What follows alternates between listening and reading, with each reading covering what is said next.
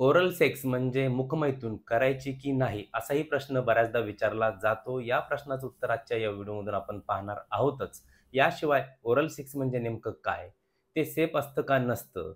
ते खरंच करायचं का नाही करायचं? जर करायचं झालं तर नेमकी कोणती काळजी घ्यायची? याबद्दल संपूर्ण माहिती आजच्या या व्हिडिओमधून आपण पाहणार आहोत.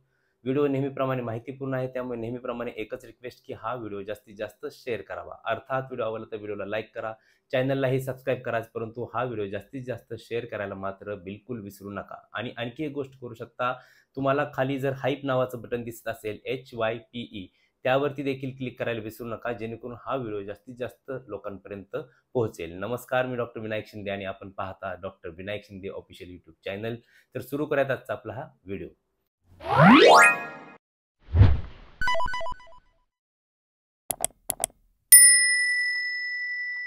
सुरुवातीला ओरल सेक्स म्हणजे काय ते आपण पाहूयात.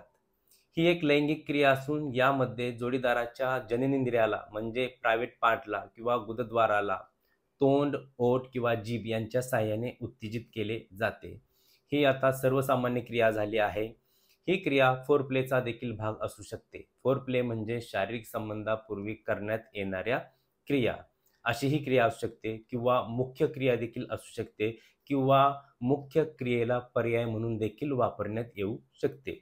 अशा प्रकारे ओरल सेक्स म्हणजे काय हे आपण पाहिले. याचे 3 प्रकार पडतात. एक म्हणजे फेलिशिओ. यामध्ये पुरुषाच्या शिश्नाला म्हणजेच लिंगाला स्त्रीमार्फत ओरल स्टिम्युलेशन दिले जातं. दुसरी जी क्रिया असते ती म्हणजे कनिलिंगस. यामध्ये पुरुष जो आहे तो योनी भागाला ओरल स्टिम्युलेशन देतो. तिसरी जी क्रिया आहे ती म्हणजे अनिलिंगस. यामध्ये दोन्ही जोडीदार एकमेकाच्या गुदद्वाराला ओरल स्टिम्युलेशन देतात. अशा प्रकारे हे 3 टाइप्स ओरल सेक्सचे पडतात. आता पाहूयात की नेमकं ओरल सेक्समध्ये होतं काय? फिजिओलॉजी काय होते? यामध्ये काय होतं की ओरल सेक्सद्वारे जननेंद्रियाच्या ठिकाणी किंवा गुदद्वाराच्या ठिकाणी असलेल्या नर्व्ह एंडिंग्स ह्या स्टिम्युलेट होतात, उत्तेजित होतात.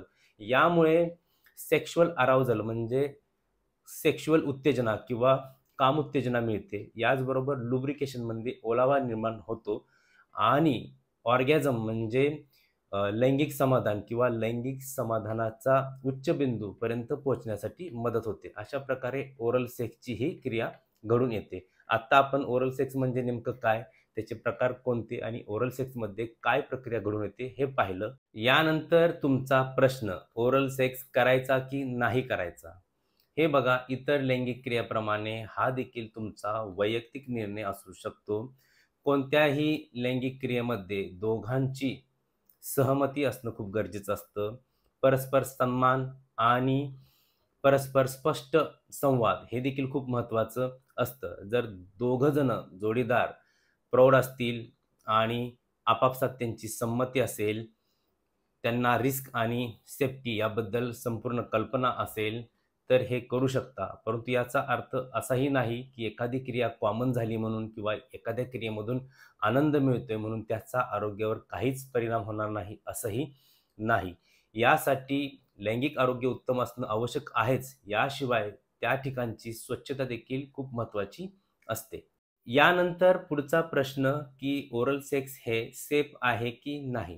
हे बघा, जर तुम्ही योग्य त्या प्रिकॉशन्स म्हणजे योग्य ती काळजी जर घेतली, तर व्हाजायनल आणि ॲनल सेक्सच्या तुलनेत हा सुरक्षित ठरू शकतो. परंतु याचा अर्थ असाही नाही की ओरल सेक्स हा कंप्लीटली धोकामुक्त आहे. काही रिस्क उद्भवू शकतात, जसे की सेक्शुअली ट्रान्समिटेड इन्फेक्शन्स. यामध्ये herpes simplex virus, human papilloma virus, gonorrhoea, chlamydia, syphilis यांचा समावेश असतो. याचबरोबर HIV सारखे इन्फेक्शन देखील होण्याची शक्यता नाकारता येत नाही. अर्थात याचे चान्सेस खूप कमी असतात, परंतु ही देखील शक्यता नाकारता येत नाही. याशिवाय हेपॅटायटिस B आणि हेपॅटायटिस C जर ब्लड एक्सपोजर झालं तर याचीही शक्यता नाकारता येत नाही. याशिवाय आणखी काय होऊ शकतं, तर माउथ, थ्रोट आणि जेनायटल एरियाज यांच्यावरती देखील अफेक्ट होऊ शकतो. अशा प्रकारे जर तुम्ही योग्य ती काळजी न घेता ओरल सेक्स केला तर या रिस्क देखील उद्भवू शकतात. आता ओरल सेक्स करताना नेमकी कोणती काळजी घ्यायची ते पाहूया. ओरल सेक्सच्या वेळी लैंगिक संसर्गजन्य आजार होणार नाहीत याची दक्षता घेणं खूप गरजेचं असतं. यासाठी पहिली गोष्ट म्हणजे यूज बॅरियर्स. तुम्ही बॅरियर्स यूज करू शकता. बॅरियर्स म्हणजे काय? ज्यावेळेस तुम्ही मुखमैथून करता त्यावेळेस मुख आणि तो एरिया याच्यामध्ये काहीतरी बॅरियर असणं खूप गरजेचं असतं. हे काय असू शकतात? एक म्हणजे कॉन्डम. जर तुम्ही पुरुषांना ओरल स्टिम्युलेशन देणार असाल तर पुरुषाच्या पेनिसवरती कॉन्डम अप्लाय करायचा आहे आणि त्यानंतर ओरल स्टिम्युलेशन द्यायचं आहे. दुसरी गोष्ट म्हणजे तुम्ही योनी भाग किंवा गुदद्वार या ठिकाणी ओरल स्टिम्युलेशन देत असाल तर त्या ठिकाणी डेंटल डॅम नावाचा एक प्रकार असतो. हे काय असतं तर एक लॅटेक्सचा चौरस तुकडा असतो. तो गुदभागी किंवा योनीभागी अप्लाय करायचा असतो आणि त्यानंतर ओरल स्टिम्युलेशन द्यायचं असतं. जर तुम्हाला डेंटल डॅम उपलब्ध होत नसतील तर तुम्ही कॉन्डम कट करून त्याचा चौरस तुकडा करून देखील यूज करू शकता. यानंतर दुसरी काळजी काय घ्यायची आहे ती म्हणजे तोंडाचं आरोग्य व्यवस्थित ठेवायचं आहे. तोंडाची स्वच्छता व्यवस्थित ठेवायची आहे. दात व्यवस्थित रेग्युलरली स्वच्छ ठेवायचे आहेत. माउथवॉश वापरू शकता. हे दैनंदिन जीवनातील तोंडाच्या स्वच्छतेसाठी उपाय करू शकता. परंतु जस्ट ओरल सेक्सच्या अगोदर मात्र दात जोरजोराने घासणं किंवा तोंडात किंवा दातात अडकलेले अन्नाचे कण काढणं दोऱ्याने किंवा टाचणीने किंवा सुईने अशा गोष्टी करू नयेत जेणेकरून काहीतरी जखम होईल किंवा रक्तस्राव होईल. त्यामुळे इन्फेक्शन होण्याची शक्यता नाकारता येत नाही. यानंतर तिसरी काळजी कोणती घ्यायची आहे? जर तोंडामध्ये काही जखमा, कट, फोड, गाठी किंवा काही इन्फेक्शन असतील तर ओरल सेक्स शक्यतो टाळायचा आहे. याचबरोबर तोंडातून किंवा हिरड्यातून रक्तस्राव होत असेल, मासिक पाळी आली असेल तरी देखील ओरल सेक्स करू नये.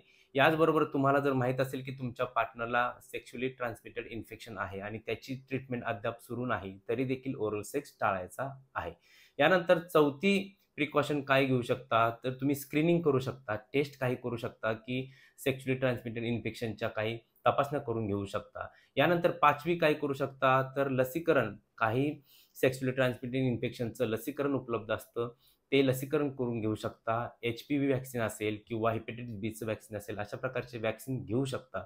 याचबरोबर 6वी प्रिकॉशन काय करू शकता? तर शक्यतो मल्टिपल पार्टनर्स सोबत संबंध ठेवू नका. त्यामुळे देखील इन्फेक्शन वाढण्याची शक्यता नाकारता येत नाही.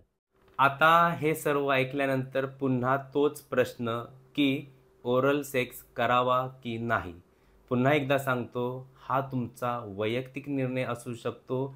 यामध्ये मात्र दोघांची सहमती असणं खूप गरजेचं असतं. परस्पर स्पष्ट संवाद खूप महत्त्वाचा असतो. काय स्वीकारायचं, काय नाही स्वीकारायचं याच्या देखील बाउंडरीज ठरल्या पाहिजेत. रिस्क आणि सेफ्टी याबद्दल संपूर्ण माहिती आवश्यक आहे. योग्य ती काळजी कोणती घ्यायची याबद्दल देखील पुरेपूर ज्ञान असणं खूप गरजेचं आहे. तुम्ही जर योग्य ती काळजी घेऊन जर ओरल सेक्स करत असाल तर कदाचित हा तुम्हाला एक सुखद अनुभव ठरू शकतो. परंतु व्हिडिओमध्ये सांगितलेल्या सर्व गोष्टींची काळजी घेणं खूप गरजेचं आहे असं मला वाटतं. तुम्हाला काय वाटतं हे कमेंट्स करून सांगायला विसरू नका. आणखी तुमचे याबाबत काही प्रश्न असतील तर ते देखील तुम्ही खाली विचारू शकता. याशिवाय इतर गोष्टींबद्दल काही प्रश्न असतील तर तेही तुम्ही खाली विचारू शकता. व्हिडिओ आवडला असेल तर व्हिडिओला लाईक करा आणि हा व्हिडिओ जास्तीत जास्त शेअर करायला मात्र बिलकुल विसरू नका. खाली एक हाईप नावाचं बटन दिसत असेल त्यावरती देखील क्लिक करा जेणेकरून हा व्हिडिओ जास्तीत जास्त लोकांपर्यंत पोहोचेल आणि चॅनलला देखील सबस्क्राईब करायला बिलकुल विसरू नका. आज इथेच थांबतो. भेटूया नेक्स्ट व्हिडिओमध्ये. तोपर्यंत पाहत राहा doctor Vinayak Shinde official YouTube channel. Thank you, take care आणि बाय बाय.